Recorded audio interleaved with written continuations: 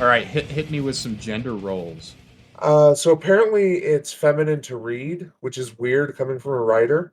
I mean, unless like that would be the kind of thing I would expect you to say, semi-ironically, because I know how ardent of a feminist you are. It's not really something I would expect someone to bake into their fucking world. Yeah, I fear that we're going to end up with kind of the same take as with the slavery, but I'll ask the question again. Do you think that he is actively trying to construct a narrative that makes a philosophical statement about gender roles that we could extrapolate and have a thought provoking discourse about that is relevant to our 21st century world? I think again, I do think in this case he thinks he is. He thinks he's being clever by making all kinds of like educational pursuits and pursuits of knowledge a feminine trait, and making war and those kind of things just that are traditionally masculine, masculine traits. But it just comes off like, so men just don't read, yet it's still a patriarchal society, with that silly little implication that actually women are secretly running things with the notes included in Oh each yeah, book. the snooty subtext where at the bottom of the page they're like, actually my husband's an idiot. Yeah, that felt like Sanderson being like, you see, we actually do have two sides of it. It's like, no, you don't. You have her recording of his side and then her undermining, in that particular instance, her undermining that. We don't know that, like, imagine if there is probably some story of some dude who went exploring in what is now the Shattered Plains, and he saw Parshendi, and he described, well, something that looked like a tall parshman, but carrying a spear. My husband is a drunkard who clearly hallucinated something on the trip. Nothing like this could exist. It was probably just one of his own parshman servants helping him back to his tent. When actually he did see a Parshendi, but that's my feelings, that this feels like uh he's trying to be clever and it just comes off as stupid. Yeah, for me, one of the things that drags it down is I would think that any novelist, any scholar of English would probably agree with me that, things like the written word, the printing press, the wide adoption of literacy is the most potent way to disseminate power. And, even just going to the very pithy cliche of, knowledge is power. But it's true. That's how a thing becomes a cliche. It's an accurate statement. And the idea that in a patriarchal society that women could section off all forms of scholarship but still remain effectively subservient would would mean they would have to be the most inept and just stupid group of people possible to not be able to take control. The Yeah, this is one of two plot lines. This is the misogynist plot line where the women are so stupid they took the power of writing and didn't even use it to run the world. Stupid bitches. Or the feminist plot line where actually women were brilliant and decided to run the world behind the scenes.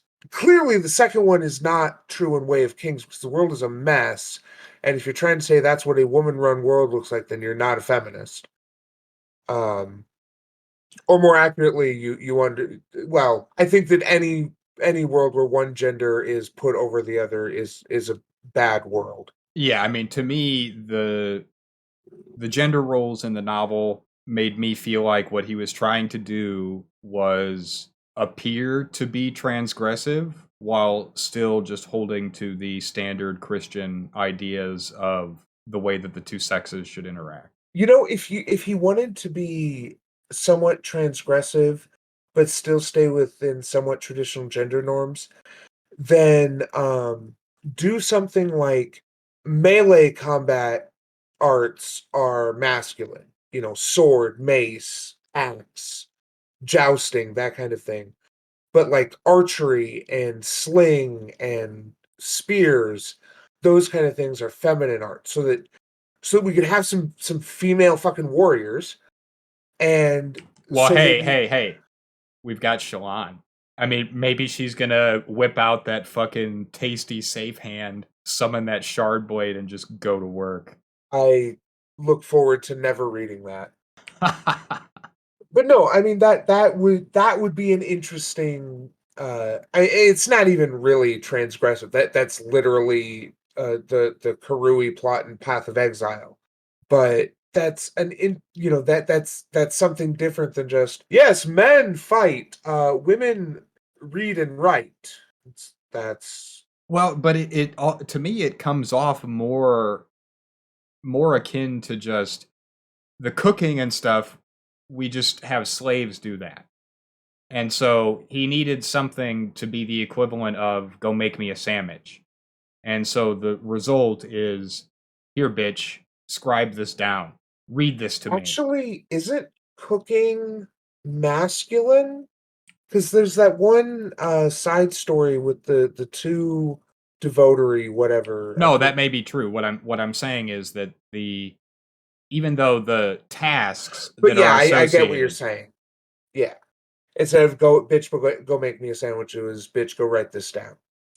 yeah, and he doesn't really seem to play around at all with any of the problems that would occur as a result of effectively having a male population 100% illiterate and their only access to knowledge being through women. It's more displayed as a minor inconvenience that's just smoothed over because all of the gender norms that you would expect in a traditional Judeo-Christian setting appear to be still fully intact. There's just a slight jumbling of what specific tasks are given to what gender. Yeah, it's the fact that for a king to send a letter to another king, there are at least two other people who are involved in that conversation is insane. Yeah, but it never seems to present any kind of real problem in the narrative. All it actually does is cast the women as subservient. Right. And again, Sanderson fans or people who have read the whole series might be able to come in and say, well, if you get to book 4, 5,400 pages in, you actually find out that this is going on. Okay, fine. Maybe that's true. All we can do is judge the 1,100 page behemoth of a novel that we read. And in the context of that No, I, novel, I will I will say, if it turns out that there's actually a cabal of women running the world, I will say kudos, Sanderson. You actually thought about the consequences of your story. It's still stupid and bad, but kudos for actually thinking through one of your decisions. well, yeah, I mean, we might say that in post, but again, for any reader like us who only makes it through the first novel, this is the takeaway. Right. Is these norms are the same as they are in our world, just with a slightly different flavor. All right, hit me with the magic system. It's unclear how well known, like how common magic use is, but it's kind of weird that the batteries for the magic system are also the currency and also the primary source of non-natural light. Now, mind you, Sanderson is lauded. He is put upon a pedestal. He is revered for his hard magic systems. These are one of these. This is one of the things I see mentioned all over the place. He's good at it. It's his magic systems are great.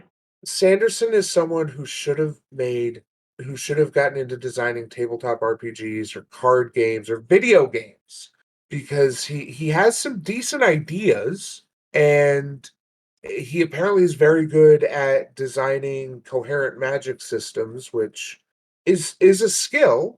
Unfortunately, he's using that skill to try to tell stories, and those stories are not storying. They're not story. They're not storying. Oh, okay. Yeah, they're not getting it done. Yeah. I found the lashing system to be kind of interesting, although rarely mentioned other than with Shen. And I found the constant reliance on uh, descriptions and use of the gemstones to become more and more tiresome as the novel progressed. I didn't feel like that was a system that grew on me as I read. It became slightly more abrasive with every passing chapter, to the point where by the end of the book, I just kind of feel like maybe he should have just used a different system. And there, at the beginning and towards the middle, it seemed like he was going to set it up so that different denominations have different amounts of stormlight in them. But then it kind of seems like whenever he goes to actually use the magic, he just flips that switch off, and then it's just the pouch of spheres, or they have spheres in their beards, or there just is enough. There just is enough around for whoever needs it to breathe it in and have enough power to do whatever they're going to do. I.e., when it counts, the ammunition system that he set up doesn't ever seem to come into play. I mean, maybe he's going to get to a point in later books again where I've only got 3 spheres, so I inhaled one and did this and that, and then now I'm down to 2 or whatever. But that doesn't really seem to be the way that he writes any of the scenes that I can recall off the top of my head. I think literally with Shen, he either has just pouches of nondescript denominations of spheres, or he doesn't. It's just kind of one or the other. And the So I think I know, I think I can explain all that. There are two similar but slightly different magic systems in this book that use the same mana system. You have Windrunners and Radiants. Windrunners are Shen and Kaladin. They can use the Stormlight to do their stuff, but it's somewhat limited. It seems like they mostly have access to what we would kind of call like telekinetic abilities or what have you.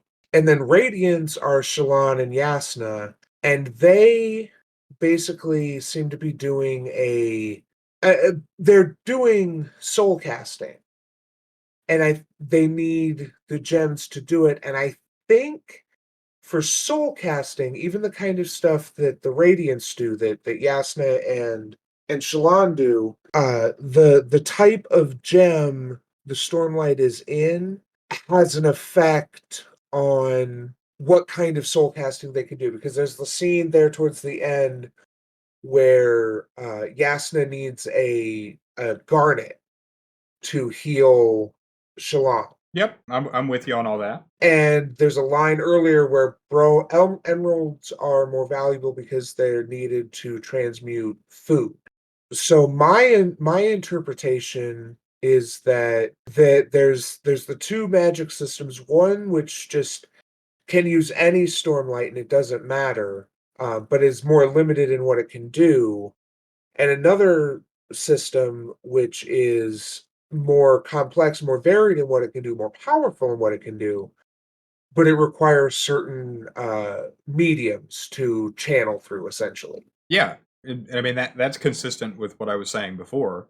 The Windrunner variant, there seems to be a quantity threshold, but anytime there's an actual scene, he dispenses with descriptions of the quantity of orbs that are available and uses general terms like pouch of spheres, or I get what they you're had him saying. in their beard. It doesn't matter whether it's a pouch of chips or bromes, it's the same amount of stormlight. Or, it doesn't Yeah. matter. Okay, I get what you're Well, and saying. it renders all of the sort of descriptions that he does earlier. Again, for me, it's just a an element of the system that is a personal taste thing, 100%. Some people might really dig it, and I full speed ahead. In I don't yuck your yum, but for me, it just wasn't cool because It's it seemed like there too was too much investment in setting it up to be a what I would call a strict mana system, but then he just cheats and there's just infinite mana whenever it really is necessary. Yeah, I mean, that's a consequence of having your mana batteries be your currency and non-natural light source. Yeah, well, it would be like if you were playing an ARPG hack and slash game, and every time you went into a boss room, just the entire floor was suddenly littered with health potions, mana potions, extra damage potions, and you just kind of never ran out whenever you were actually in a boss encounter. But maybe occasionally there would be non-boss levels that you'd be going through where you would run out of stuff, and so you would see it then. But anytime it mattered for your progression, the resource was just available inexplicably. I think this is another case where he was trying to be clever. He was like, haha, they don't know that they're putting these magic batteries around. It's like, yes, they fucking do. Everybody knows that the soulcasters use the gems for soulcasting. That's why they're valuable. Well, and to put a bow on it, the polar opposite I feel of a Sanderson style magic system would be a much more wonder based magic system where you just had mages that could just do magic, and maybe there was some description of how they became a mage, or when they did magic they would become fatigued, those kind of things, but there wasn't this hard mana system and there weren't as many rules in terms of what they could do, but there was that sense of, as I said, wonder or mysticism that surrounded the craft. Absolutely. Does Is this better? You know what I mean? Or would the story have just been more cool if it didn't have this particular reliance on the gems and whatever, and there had just been like cool mages? I definitely think there's a way to do the magic through the gems system, with the gems all around like that in a better way. I think that the system is too crunchy and there's too much hinted or alluded to as far as the crunch of the system for a storybook. Like Yeah. if I opened up Way of Kings, the TTRPG, tabletop RPG, and it was like you can be a wind runner. Okay, see, that could be dope because then you'd have to figure out in your campaign as a DM how to give them access to certain amounts of the orbs, and Right. And that could be cool. this is also hinted at in the book because that this is how it would work, like or I assume there is a Stormlight Archive RPG. It's probably a hack for 17 different systems. Essentially how it would work for the radiance, because obviously the windrunners just any spheres, just give me any spheres, and there you could build in like a mana system. Like a chip only provides like so many power points, or however you quantify the Yeah, power, whereas a brome will provide so much. For the radiance, the way the gems might work is that to do like it would probably they already mentioned like 12 primal forces or something. yeah. Blood is I one can't of remember. them. I can't remember if it was 10 or 12.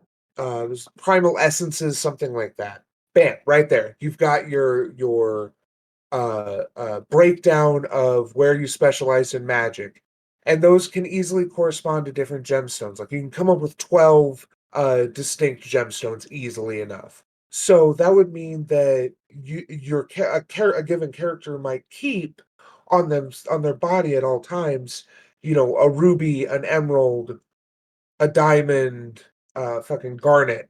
But if they need to do something that requires like a topaz, They may be SOL unless they happen to find a topaz nearby, or maybe, someone else has them. Yeah, and there could be an interesting mechanic where, as they encounter enemies that have orbs, they it would be a tactic like you would want to kill certain enemies before they use certain orbs that they possess so that you could loot them. Right. Like, imagine looting someone and you find a bag of spheres and you open it up, they're all done. Like, oh, these are fucking worthless. Well, until the next high storm, which Right. occurs every, so many in-game days with such a variance and so on and so forth. High storm is definitely something that even in the crunchiest system be like, they just happen when you need them to happen. So, unless you have more to say about the system itself, would it be fair to summarize our thoughts as saying Stormlight Archive's magic system, really cool idea for crunchy tabletop RPG fodder, kind of not as much fun in 1100-page novel? Absolutely. Tolkien famously made a language and wrote a story to explain that language. Sanderson seems to make magic systems and then write stories to explain those magic systems. And somehow one of those is worse than the other, and it's not the one you would expect. Yeah, now two things that if he does them in subsequent books would be both dope and awesome are A, one of the Windrunner characters figures out how to just like go out into the high storm and just get full fucking juiced and destroy cities and shit. That could be cool. And number two, if they figure out how to harvest a bunch of these gigantic gemstones from the chasm fiends and then make like a shard plate abomination with these giant gems and have it go like giga mode. Yeah, I want to see what happens when I mean, really, assuming that a gem heart has Stormlight in it, then I would love to see like a Windrunner just like OD on Stormlight, breathing it in from a gem heart. Yep, just full Kamehameha mode. Like, yeah, this is a magic system that I would love to play around with in a game, but it's not one that it's one of those things where if you go into the interesting aspects of this in a book, it's going to be incredibly boring. And the hints you've given out on the side are just kind of cool, but also tell me that it's going to be incredibly boring if you go into the details in this story. So go write the Stormlight RPG, give us the system there, and then honestly, this is why I say he should be in RPGs, because he would be perfect for like helping design the system and writing some of the little box text or blurbs in the source book. He Well, could. maybe he wouldn't be good at that because you'd have like the equivalent of a magic card, but when you look at the text box, it's actually paper, and then it just unfolds to be like 40 feet long. I'm imagining that he would channel the person who wrote the little interstitial chapters, because those are decently contained stories. Yeah. Well, we talked about this before. The interludes between the parts were, I think, some of the best parts of the book, and I could see just straight up aping that tactic in my own writing because I did like the way that functioned. Yeah, I was a little iffy on it at first, but it grew on me for sure. Uh, Now, what's the term for when you affix a bunch of gemstones onto fabric? There's a word for that that's eluding me. Sequin? Bedazzle? Well, that's not right, but we'll go with. I would enjoy the in book two the Richie McWarbucks shows up on the battlefield in his shard plate and it's just completely covered in giant gem hearts and he just whips out the shard blade and every time he swings it and hits the ground it just does a gigantic death shock wave that burns out half the army's eyes. Yeah, that would be pretty badass. I think it's Axes the Collector? I wish I had a text version of this. He was this like crazy fucking dude. You're talking about the guy that was like trying to archive all the different kinds of spren. I think so. Didn't he like, yeah, yeah, because he got hammered the night before trying to trying to see intoxication spread. That chapter was hilarious. I was laughing the entire chapter. Yeah, I thought that was really good. You know, I wanted more, but then it went right back to Kaladin. yeah, I got to the end of that chapter, I was like, "Oh, I'm looking forward to." Wait a second. I'll bet these interludes are one-off chapters. I'm never gonna see this character again. Holy shit. I should see if there's any fan fiction about him. Oh, no doubt there is. Only 1,400 stories. You might be. All right. Well, moving on to our next bullet point. Is there more that you would say about the depictions of violence in the text? I don't remember there being. I mean, there was a decent amount of blood in the Kaladin chapters, but I don't remember there being a lot of descriptive descriptions of violence. Am I misremembering that, or? Descriptive descriptions. Yeah, like, No, there's it a didn't. difference It didn't seem between. very gory. It seemed like treading the line between like PG and PG-13. I could see the R-rated version of these scenes, but I can also easily see the PG or PG-13 version of these scenes. I think the most sort of gory, if you will, scenes were the surgery ones. Yeah, absolutely. In terms of the actual combat, because again, this is another when I'm just, sleuthing the internet, the two things I see mentioned all the time about Sanderson are magic system, battle scenes. Those are the two things that pop up all over the place. We And must we must be reading a different Sanderson. nope, it's the one and only. There's no way. There's no way these battle scenes. Okay, one of two things is true, and I'm deliberately leaving a pause here so that you can cut this out if you want to. Either everyone who actually buys and reviews fantasy literature, because I can't say that he's popular in sci-fi because he writes fantasy mostly, is dumb as fuck, or we just have the weirdest taste because his battle scenes are awful. Can you describe their awfulness? They're confusing. I mean, elephant in the room, once again touching on the stupidity of the bridge crews and the bridges. Even that aside, they're massive. They don't make sense, and there's not enough detail to really make a good story, but there's also too much detail to just kind of fill it in. It's that same kind of, he's trying to go for visceral descriptions, but he just doesn't have the knowledge to really do it. Yeah, I feel like the battle scenes are forgettable to me. Absolutely. I don't know if I'm as far into your camp of the confusion and so on and so forth. Although I don't disagree either. I think I'm just kind of more in the middle of the road. But for me, they certainly were not a highlight of the book. If anything, for me, and maybe this is a good time to we can do at least one attempt at just saying a few nice things about the novel. I think at its best, the Way of Kings, it's when it's the interplay between Yasna and Shallan when they're not overtly talking about philosophy. Just the dialogue I think in those scenes is very well written. Or any scene for me with Sadius, however it was pronounced in the audible version. I also thought that his dialogue was generally very well written.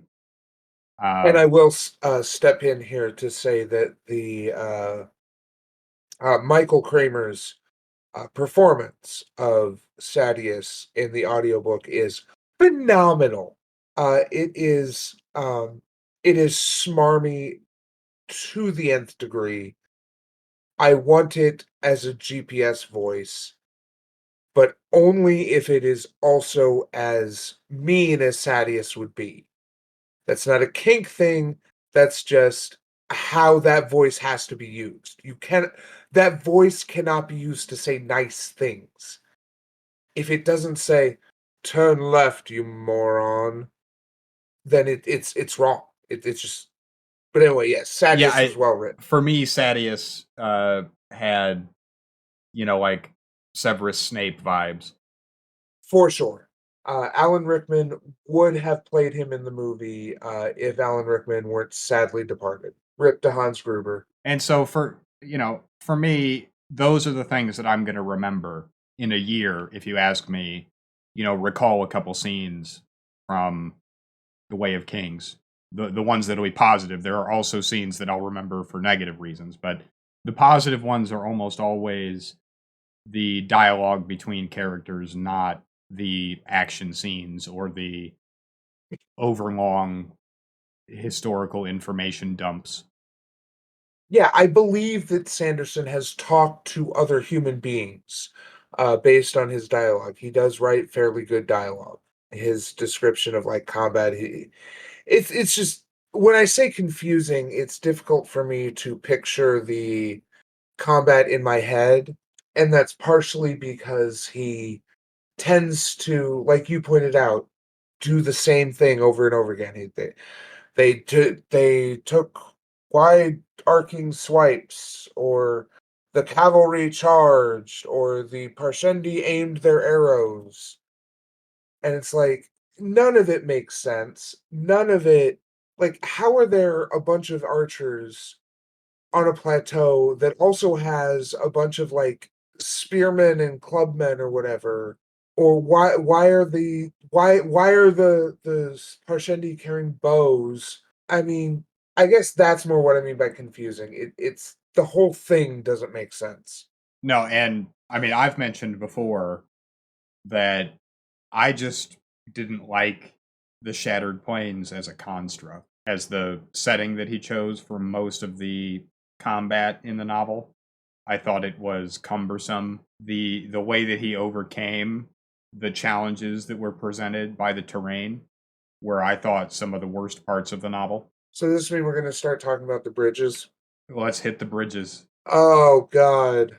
Um so Sanderson, who loves big, thick, heavy wooden desks, somehow thinks that 30 or 40 dudes who, mind you, are malnourished, not particularly strong specimens of humanity, would be able to pick up and carry a bridge large enough and heavy enough for a significant contingent of mounted cavalry to ride across at full charge. Brandon, my boy, wood is fucking dense, especially the kind of wood you want to build a bridge out of.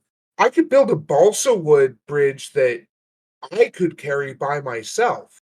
If you try to walk across that bridge, it will break. So if you want a bridge that a horse or several horses can ride across all at once, you're going to need to use bit thick, heavy wood.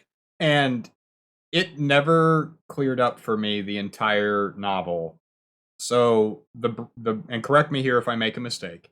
So the bridgemen carry the bridge to the edge of the chasm, and then they just kind of like push it out across, and then they just set the other end of it on the other side. The only explanation that vibes for me is that the bridge is very, very, very long. And so it's so long that in most of the the plateaus, the gaps between the plateaus are less than half the width. Essentially, the bridge is twice the length of the gaps thing of the widest gap that it can safely clear.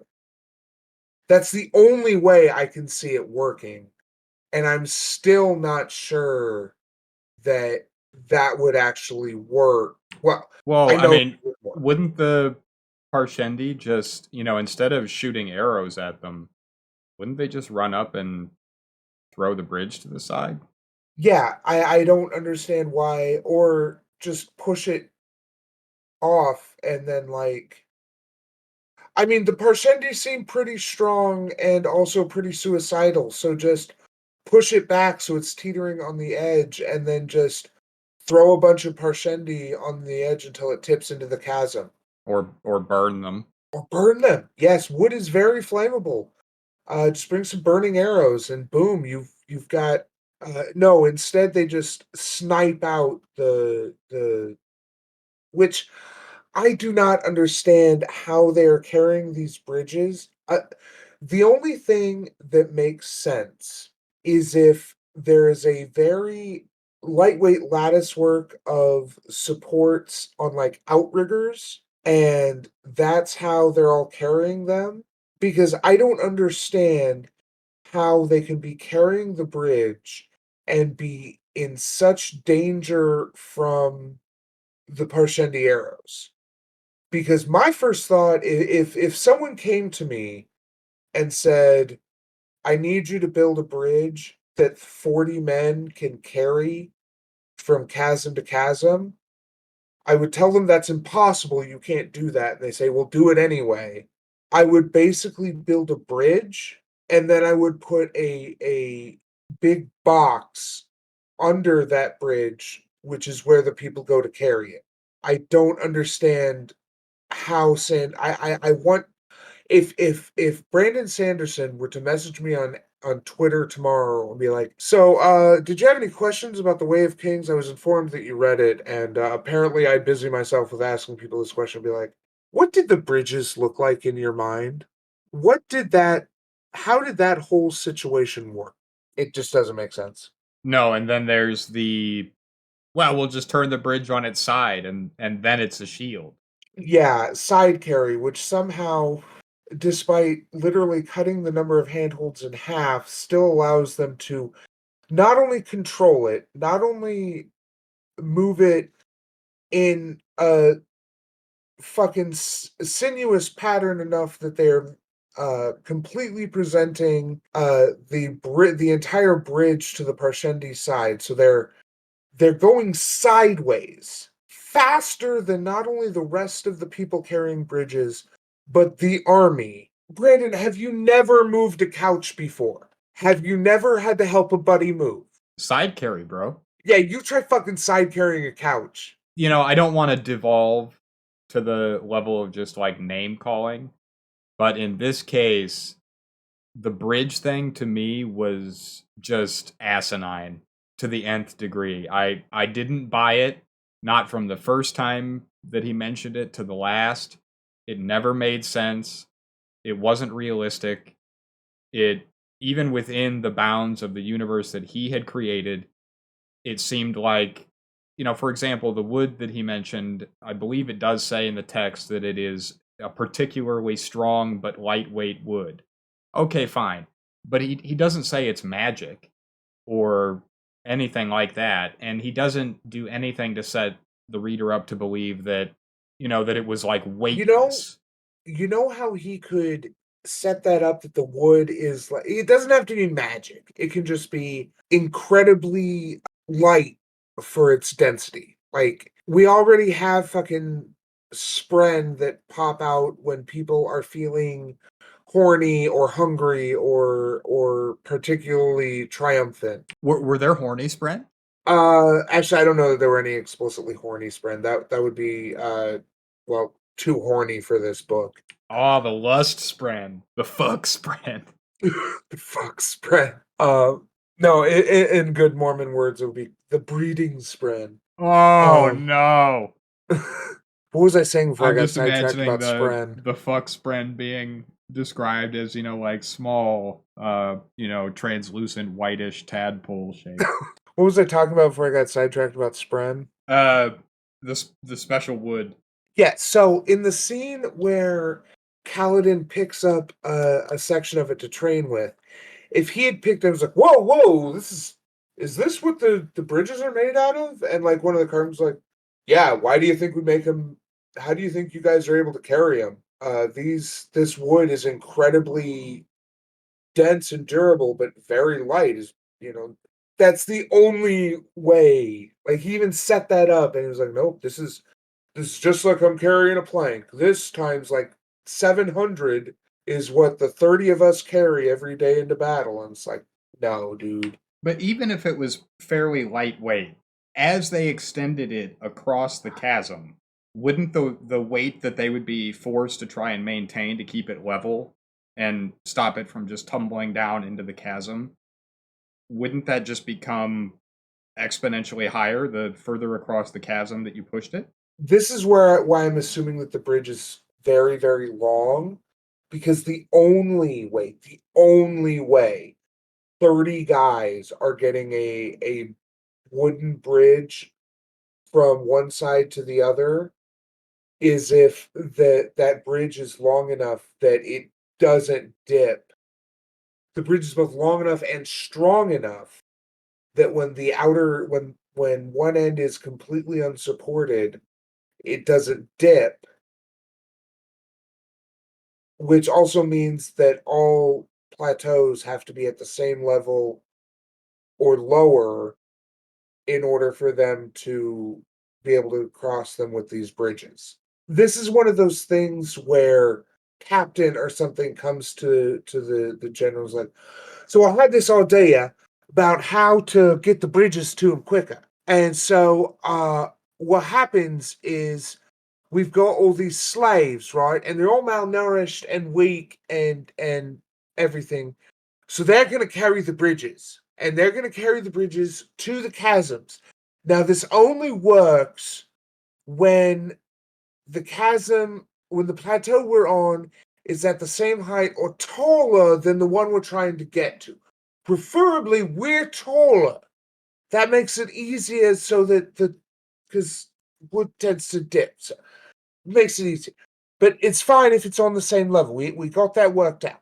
So then as long as it's and it can't be too long. Now we made the bridges pretty long. We figured where most of them are, but it can't be too long. So this is how we're gonna get the bridges to the chasms, is we're going to have men carry them. This is a perfect idea executed. I knew you were the right man. So here for me, this was like the kill shot as I read the text.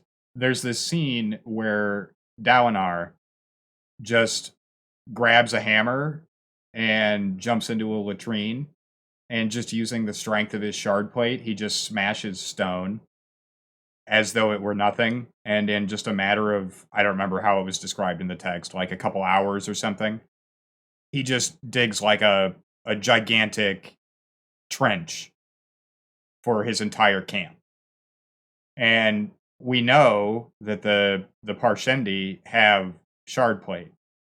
So literally one of them could just run up with a hammer and destroy every bridge. Oh, it just doesn't work. That's just over. It just doesn't Well, you work. don't even need shard plate for that. The shard No, no, but I blades mean, will cut right through it. oh well, But yeah, no, there's you're that too. absolutely right. And so again, it falls back on this. There's the cast of main characters that seem to have cognition, but every other person that exists in the world is suffering from acute NPC syndrome. Yeah. So I'll be totally honest. I've envisioned that the only way it made sense in my head was there was some sort of block that like fell into place when they got it across the chasm that couldn't be raised from the other side that prevented them from just being pushed back, because I did not understand how it was possible that the Parshendi didn't just, oh, you're just getting to the edge. We're gonna push back. So you're pushing this bridge now. Now you're also pushing against 30 of us Parshendi, and we're some strong motherfuckers. So, we got legs that can jump these chasms. So, and we're putting them into pushing this back. So it's just not getting across. All right, cool, cool. So And they would do that kind of tactic because the explicit goal is they want to break into the chrysalis and get the void heart or whatever. yeah, that's And exactly the kind of delaying tactic you would use when against a superior military foe, is prevent that military foe from getting on the field. You can tell that Sanderson saw that was the tactic they would use is prevent the foe from getting there by saying that the Parshendi would target the bridges unless you gave them shields. And You I know, think that there's a contract, an unwritten, unspoken contract between the fantasy reader and the fantasy author that you give the author some leeway, again, the suspension of disbelief thing. But the author side of that contract is don't insult my intelligence. Don't write down to me as though don't expect me to believe that the unnamed characters that surround the main narrative are so stupid as to not do things that literally a 4-year-old would come up with. I am confident that the average first grader could probably come up with the solution of, oh, they have the Parshendi have giant super suit guys too. Why don't they just kill the bridges? yeah, I am Yep, not yep. a 5-year-old, 6-year-old. That sure does make a lot of sense. yeah, I am not a military genius by any measure. I do not claim any kind of strategic knowledge or prowess. However, even I can recognize that if the only way to get through the shard plate is blunt force trauma, which seems to be the case, then I would make sure that most of my people knew how to dodge and carried a big, heavy, blunt weapon. Because when you've got a weapon that either kills you or disables you, depending on where it hits you, there's no blocking that, there's no parrying that, there's no taking a hit. Dodging is the only option. So armor is completely pointless against shard plate. You would have big, heavy clubs because that's the only thing that can get through shard plate. Yeah, I mean, I would have expected to see stuff like specific types of weapons or like stuff that the Parshendi would use to trip the shard bearers and then Yeah, swarm them with people with even just like what is it, a ball peen hammer? Is that the one that's got the sort of like pointed side? a ball peen specifically has a ball peen. Peen is the term for Right, the but head of the it's like hammer, but a smaller part that focuses the force into a small area, right? I know what you're talking. It's not called a ball peen, but I know what you're talking about. Yeah. Because I mean that would be the goal, right? Trip them, swarm them, or Yes. other tactics for attacking their arms to try and get the shard blades to drop, because then you have a 10-second window or a 10 heartbeat window where you can again use blunt force attacks to weaken the shard plate. And again, we're I feel like the writing, and I should have brought this up much earlier, but the narrative comes off to me as condescending. And this is one of the highlights of that, because even though we know they've been warring for years and years and years, and the shard plate and the shard blades seem to be an endemic facet of warfare throughout the history of this world, literally it seems like no one has taken 5 minutes to try and come up with creative ways to deal with shard plate. And that makes it difficult. I, I I'm wrong, obviously, because the book has sold so well and received such acclaim. But I would have thought that the average reader would read most parts of this and be like, "Yeah, this just doesn't make any sense." The thing that ultimately was the downfall of the thing that was ultimately the downfall of plate armor in real life was gunpowder. But the thing that countered it was exactly what you said. Get them on the ground and then hit them with a mace. Because a mace is a big heavy club with a sharp point on it. So you hit them with a club that is essentially you're hitting them with a hammer and nail. And that seems like the perfect way to get through shard plate. You hit them once, it cracks. You hit them again, you probably don't have to hit them again. Like That seems like that would be the strategy, but instead it's just no, keep going into the meat grinder, boys. Eventually he's gonna hit his predetermined kill limit. Just keep going into the meat grinder.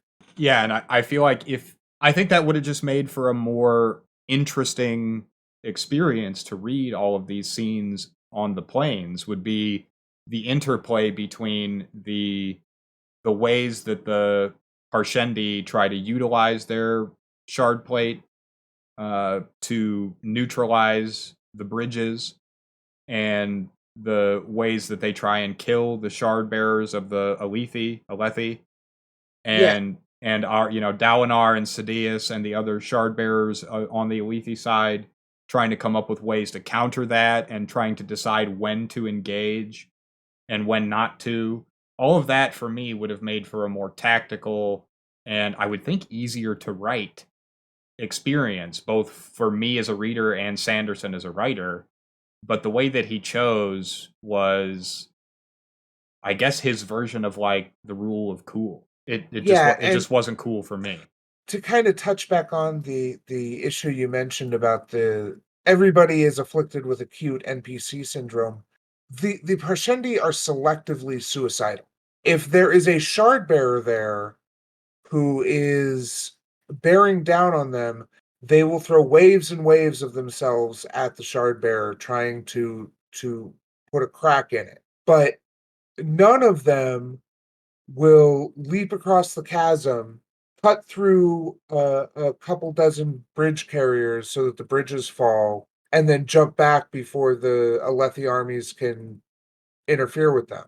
Like they can leap the chasms. This should not be a situation where they get trapped, or and they explicitly don't get trapped. Like that's explicitly a an issue, is that they cannot trap the Parshendi. They can always jump off. Part Well, of no, the this is just it because he tries to set up the narrative so that you're to believe that the Alethi and the Light Eyes, so on and so forth, they view the Parshendi as just being savages, as though he's going to make a critique. But the actual events of the narrative depict the Parshendi as actually just being dumb savages. And that's the for me that's the distinction. He you can't make a cogent, narrative philosophical point if you are undermining it by making all of the characters, indisputably embody the very characteristic that you are trying to challenge through the more dialogue based and impression based elements of your narrative. The Parshendi are idiots based on the narrative that he has set out. It's not an issue for philosophical contemplation because again, a 5-year-old could have come up with a dozen ways that would have made infinitely more sense than just have archers shoot at bridge, wait for enemy to come across. As you said, they could leap across and kill the bridge crews. They could forestall the use of the bridges by forcing the bridge crews into a push and pull tug of war scenario. They could use shard bearers to destroy the bridges. They could cover the bridges in oil and set them on fire. They could simply have their armies rush onto the bridges and force the combat to happen as they're trying to set up the bridges and not wait for them to cross.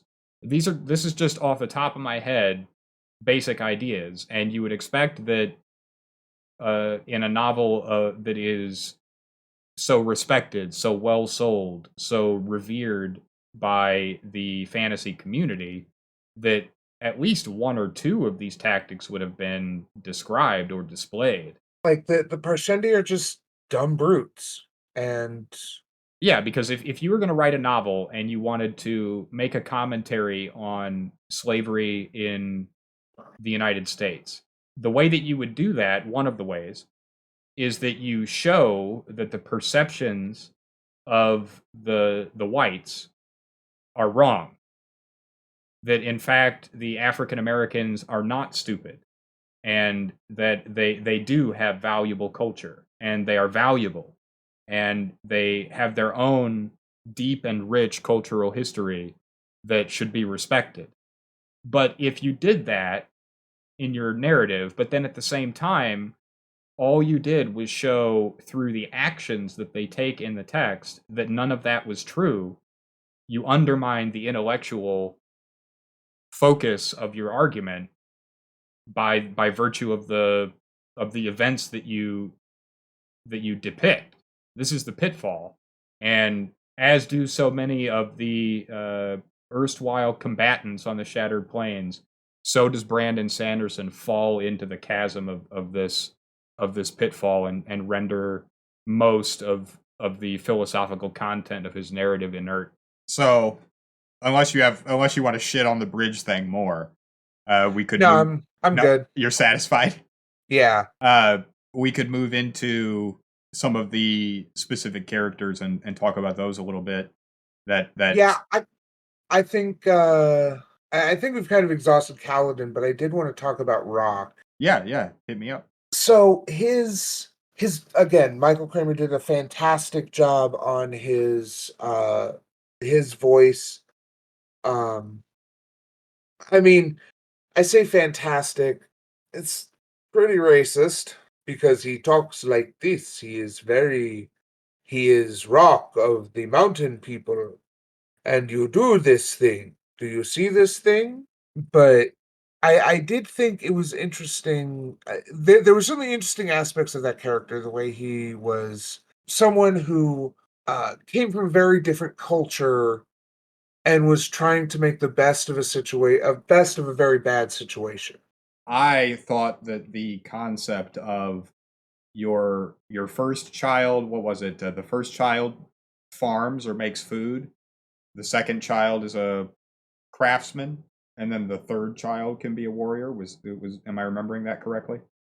I think that sounds right. And he was a second child, and so fighting was beneath him. I thought that was a really imaginative and interesting alternate culture idea that I hope he expounds on much more in future works in the series, even though I probably won't read them.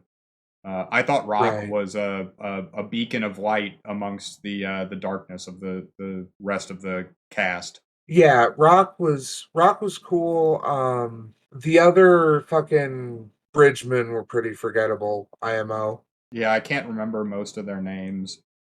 Yeah, there There was was the older guy that kind of knew what was going on, and there were some really clumsily written sections where he was starting to say something to Kaladin, and it was like, huh, never mind. yeah. I didn't dig that as much. Rock was cool, and I liked Gaz. I didn't really care for Gaz.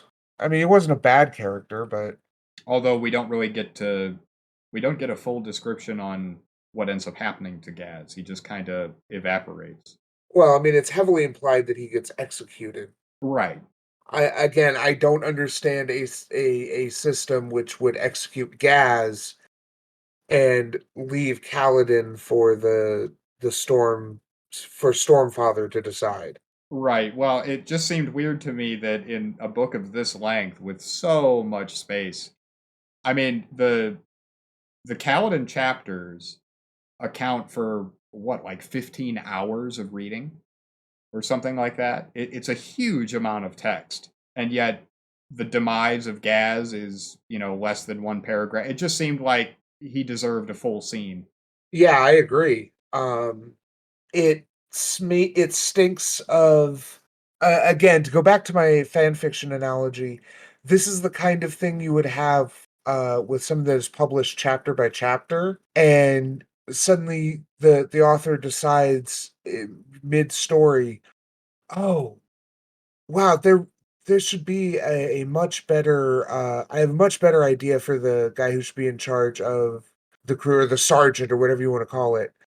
And so they come up with so that they just say, "Oh, I'll just have him executed." And like they don't think about how that, how that influences the world, what that means. It's like, I'll just have him executed. Imagine reading this novel as a weekly or monthly published, you know, one chapter at a time. It'd take like 30 years, and the end of this novel would be the payoff. you're in your 60s and you've been following this on a weekly or bi-weekly basis since you were college age, and this is the payoff you get after all of that time. Oh, Way of Kings is only 383,000 words. That's all? Well, if you figure the average fantasy book is like 100,000 at 300 to 350 ish pages, it's you know three times that and some change. Yeah. Actually, I am shocked. The longest work on the on AO3 for Stormlight Archive is only 187,000 words, although it is a crossover with Lord of the Rings, which makes sense.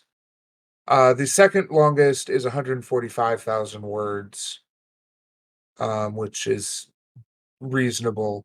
If I go to let's look in literature. I mean, I could easily spike this with Harry Potter, but let's pick. I don't. You pick another reasonably popular fantasy series. Well, I mean, you've got the Malazan Book of the Fallen.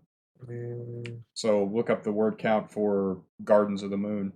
There's a couple of Potter fan fictions that I have read that are over 1 million words. I mean, that's impressive, but I guess what was the point that you were getting at? That it wouldn't be decades waiting for these to come out like that. I've definitely There have been longer stories, more enjoyable stories that were longer, that came out on a chapter basis.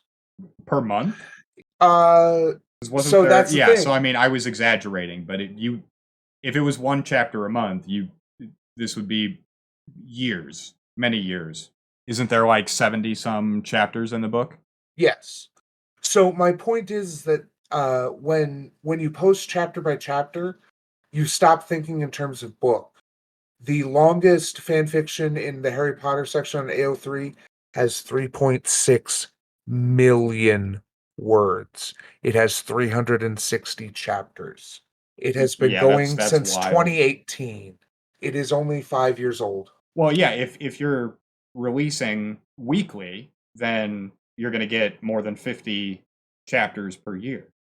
So that makes sense to me. But I guess I was imagining in a monthly or even a quarterly science fiction magazine that would come Right. out if you were if for example if you had to wait for 75 issues of a magazine that you got 3 or 4 issues of per year, and you were expecting after 70 issues, oh, I'm getting to the last few chapters of this. I think you would be disappointed was the crux of what I was saying. Like I said, I don't want this to be focused on fan fiction, but one No. point that I would make is if I was going to write 1 million words, that's the equivalent of, at least 7 or 8, but more, maybe 9 or 10 full length fantasy novels. And that just seems like wasted labor given I think maybe that work might have been better sent on original IP. Um Potentially.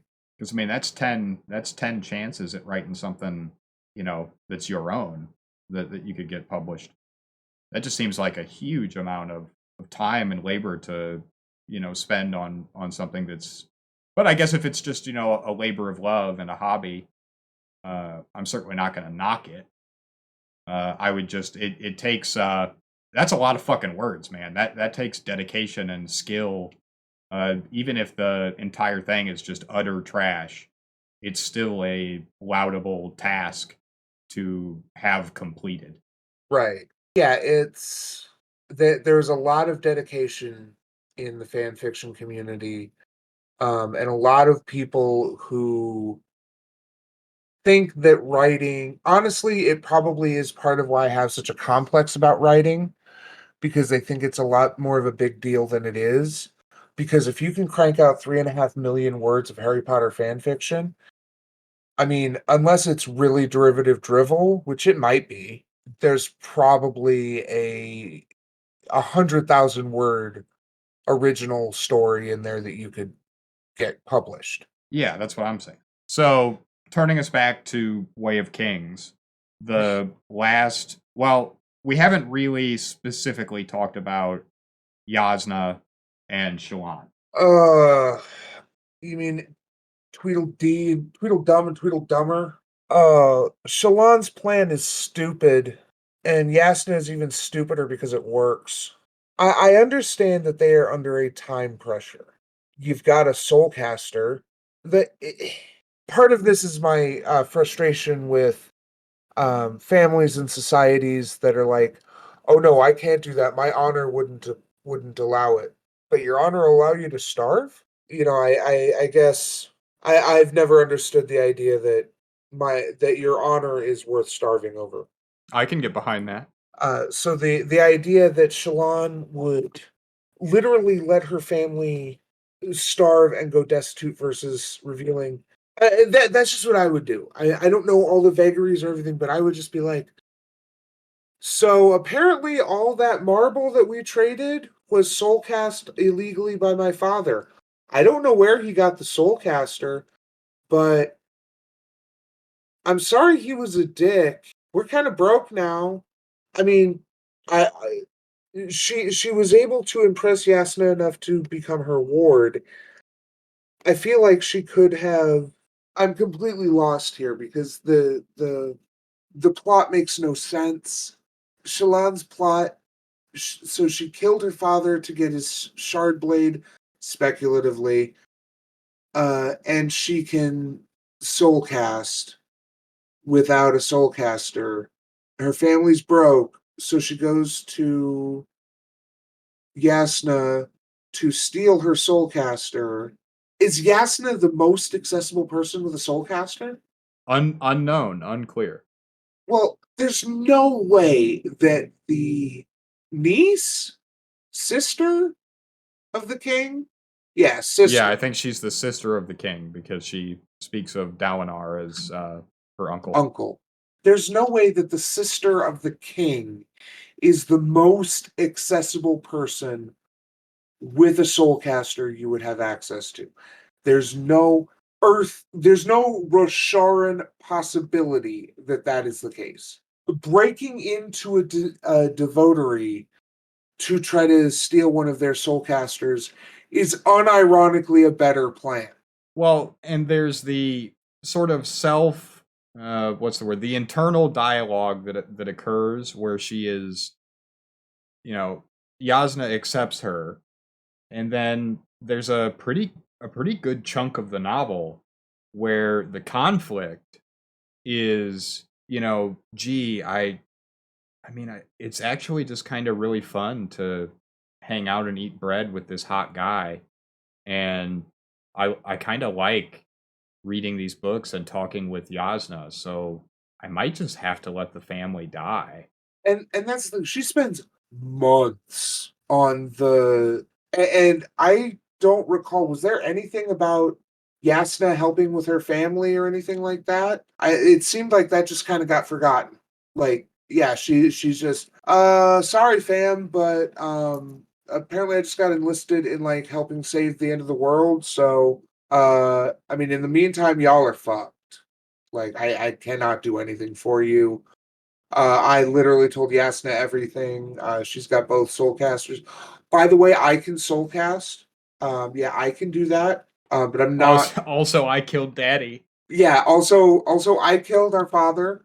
I have a shard blade. Those two facts are related. Not maybe not in the way you think. Maybe in the way you think. Anyway. And let Hugs me and let me kisses, say, Shalon. yeah, well, and let me say, I would have enjoyed more if Yasna had her own narrative because she was a cool character, and if Shallan's arc was that she had to find someone that knew how to use the shard blades and have them teach her what would normally be a masculine art form or masculine task, whatever, so that she could become a shard wielding, warrior and then go and defend her family. That for me would have been more fun. But the revelation that she killed her dad, and that's how she acquired the blade without any additional information. Just it just makes it kind of weird. And of course, there is the possibly the worst scene I've ever read in a fantasy novel. The that scene where Yasna just goes Yep. on a murder spree. That that scene is so bad. It just does not make any fucking sense. No, and it is the scene. It's the one that I can remember the most clearly. It's the one that I will likely remember the longest, and not because it was good.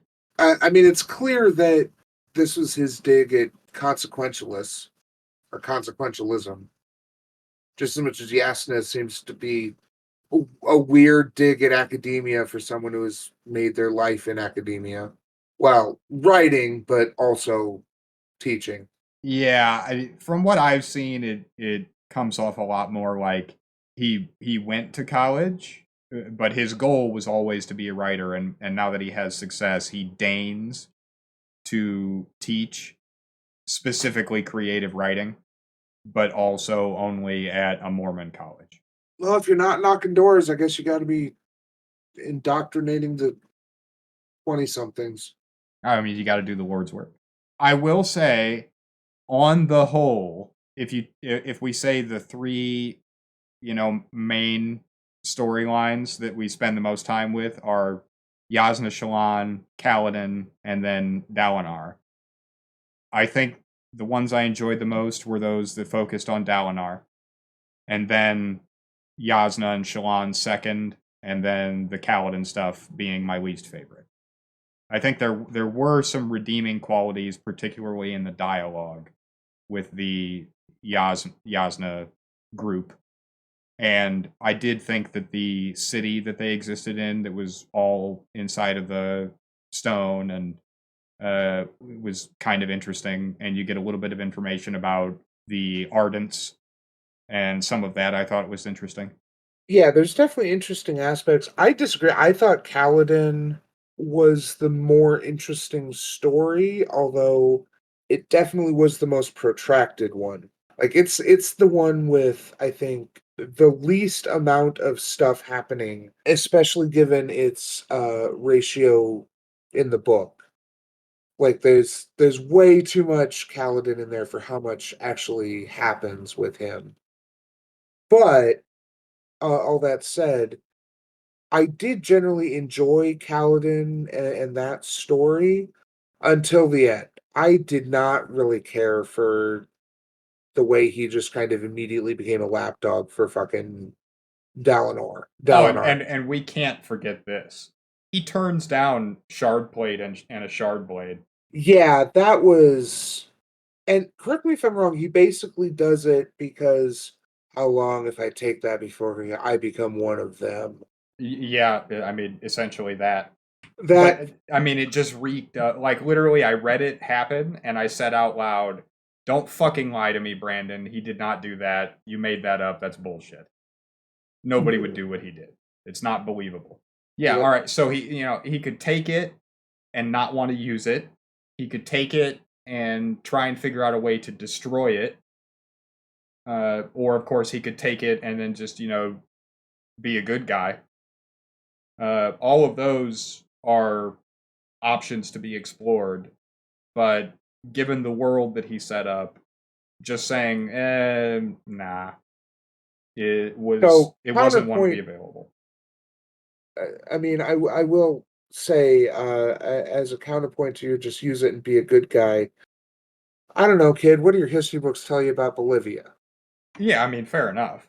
I'm not gonna dispute the concept of power corrupting, but But I also agree that I mean that's the wrong that is lawful stupid honor if it's supposed to be like that was like what attracted the honor spren to him or it was his honor that gave him like the fortitude to do that.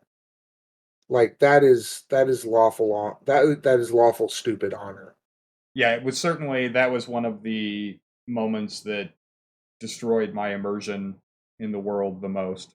Yeah, when I realized, oh, he's gonna reject that shard blade. That's what he meant. I thought when so he alludes to that early in the book. He's like, they don't much like when you reject their gifts either.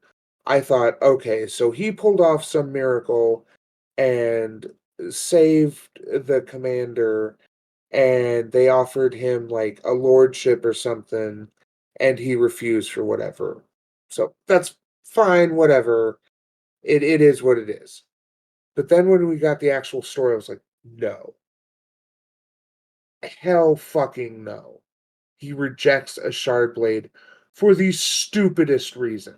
If he and a comrade were fighting the shard bearer, and the companion did a sheathing the sword maneuver to get the killing blow in on the shard bearer, that I could see him say, "I didn't earn this. I didn't kill him.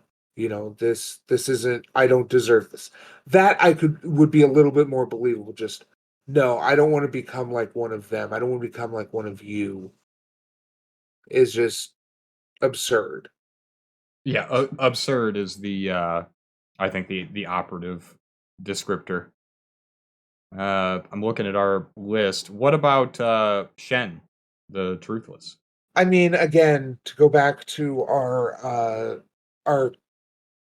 talk about hierarchy, I mean, he's literally such a slave to the hierarchy he was born into that he was explicitly outcast from it and still lives by it. Yeah, my confusion with his character is there is the stone, but it seems as though if he wanted to, he could just do whatever he wants. It doesn't seem like there's not a magical force that would prevent him from just refusing to follow orders or anything like that. It is his personal choice based on culture to be subservient to whoever possesses the stone. Was that your reading as well? That was also my interpretation. I did not see any explicit compulsion indicated. If that was intended, it was very poorly indicated. So Yeah, and so I found myself under that assumption that it is ultimately his choice, his willingness to commit these actions, even though, sort of lamenting them at the same time. yeah, I did get a little tired of that when it's like, again, especially since I'm like, yeah, this is always your choice, dude. You always have a choice. Until they explicitly say that the Soul Stone is a compulsion that you cannot that you are it is impossible for you to disobey the possessor of your Soul Stone, then stop whining. Well, at the very end of the book, when it's revealed that his new master is the king of the city in which Yasna and Shallan are at. I can't remember the name of that city or the name of the king. Gabronk. I don't Um, remember the name of the king, but the city is Gabronk. okay. When that's revealed, there's a line where Shen essentially says, I'll do all this crazy shit for now. So there is like a direct, foreshadowing of future events, where he's going to refuse to follow orders. But of course, within the book that we read, he just follows the decrees of whoever has the stone doggedly and berates himself for it. I did think that it was the one thing that might convince me to look at the second book was the conflict that might ensue between Shen and Kaladin and Dalinar. That could be Yeah, the interesting. fact that Shen was sent to kill Dalinar. Yeah, that I did find genuinely titillating. I would be interested to know more about that, but I don't know if I'm 1100 pages interested. Right. So I think from a fan fiction I saw earlier that it may be one of those he goes to kill him and ends up joining him instead. But I can see that. yeah. Sanderson doesn't come off to me as a kill off main characters type writer. No, I agree. I did kind of want to touch on the. I don't know if it's really negative Orientalism. Well, I don't think there's really a positive way to do Orientalism. But Shen is, I think, pretty strongly East Asian coded. At least in society, that's the impression I got from it. That may be entirely from the name and the way the narrator did his voice, which was Oh no. a little mystical, a little Asian, a Oh little no. Oriental. That's a Um, capital Y yikes. yeah. So, Hey, but honestly, this is an aside, but how is that a thing in the dramatization and audible versions of these enormously popular works of fiction that they just use the racist voice? I don't know. That is a good question. I mean, for me, that's fucking amazing in the sense that in the culture that we live in now, where there there is discourse about everything, I have never once seen a criticism of the way characters are portrayed in these audio versions of books. I've never seen anybody point out hey, it's kind of fucked up that they just use hyper sensationalized impersonation voices. It's the type of voices that you'll hear comedians do every once in a while, but they always do it now sort of like ironically, and the joke is you would never fucking use this voice. The only thing I can figure is that it's meant for as a default, like, what I'm trying to say is that it's like a stock character, it's a stock voice. So, I mean, I don't know if that makes it less racist, but if you've got someone who the author is saying is a little bit, as a martial artist, a little bit of a Asian influence, what have you, going with your stock Asian voice, I can see why you would do that, and I don't, it's not my decision whether that's actually racist or not. It definitely feels racist to me still, but it, I can understand where you would have that kind of why you would do that. You know, my feeling is I was trying to in the background find the numbers, but I couldn't. However, suffice it to say, The Way of Kings, if I remember correctly, it was the most pre-ordered Audible entry of all time. And by the time this book was published, Sanderson was already well established. So the money existed to hire someone that was actually of the culture they were trying to emulate to perform those bits of dialogue. That was an option that was open to them. But instead, they choose to just have the voice actor do a racism. Right. And I think that is worthy of criticism. And I will say, I didn't get a strong Orientalism vibe from Shen, just from the print version of the text. Okay. Although I'm not surprised, based on what you've said, that they would choose to go with the. I didn't listen to the audiobook, but I guess I'm imagining like the I want to be ninja voice. Kind of similar to that, yeah. Not quite as bad, but similar, yeah.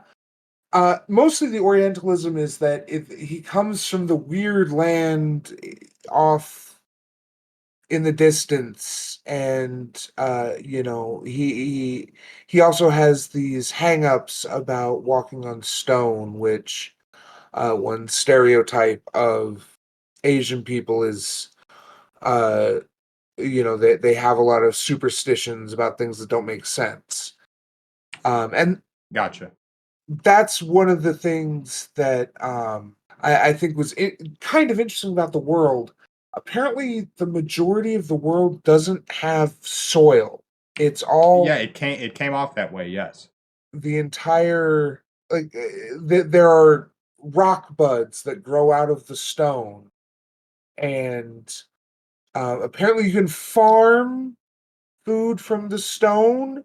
That's a neat trick. I mean, it's neat, but it doesn't make a goddamn bit of sense. And it's not elaborated on, so it falls into that increasingly cavernous vault that is all of the unanswered questions presented in the first novel. Right. And my impression of that is that unless this is an entirely artificial engineered world, that there's nothing to that. It's just, wouldn't it be weird if like there was no soil? There's still plants and stuff, but they just grow out of the rock.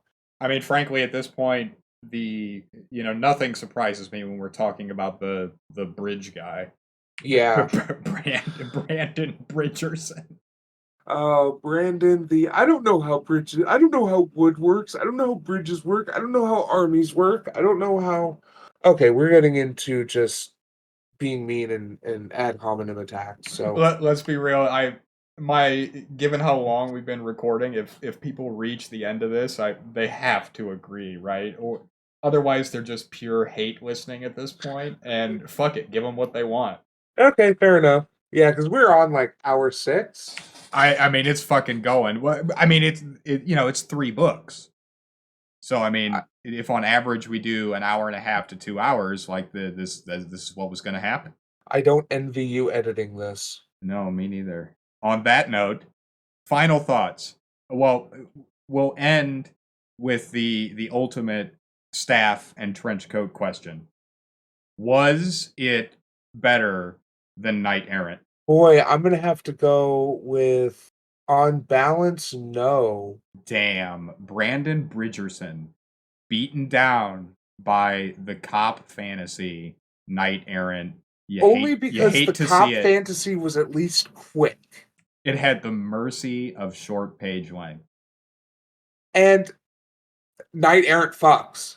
I mean, Knight Errant does fuck. so yeah, at the end of the day, this is a long, boring, maidenless book. Hawk would definitely be sucking them safe hands. Oh yeah. Oh yeah. He would be doing some nasty shit with them safe hands. Hell yeah. All right, folks, this has been the Staff and Trenchcoat. We will be back in our next episode with what was the name of the book that we had chosen? Deathmaker, book 1 of the Lark Morgan series by J.C. Mackenzie. Neither of us are familiar with this author at all. This is actually so this is the first time I am introducing an unknown variable to this because I knew that both of us would enjoy After the Revolution, and this is my second pick. Magdallon has picked the other two, so blame him. Yep, this was ultimately my fault. So we will be back with that novel in our next episode. If you are still listening, I hope that you have enjoyed, and we will see you next time. Hey, thanks for listening. You can follow us on Twitter at Staff Trenchcoat. Look for us on Spotify, iTunes, YouTube, or wherever you get your podcasts. Feel free to shoot us an email at staffandtrenchcoat@gmail.com if you have a book recommendation, and we hope to see you in the next episode.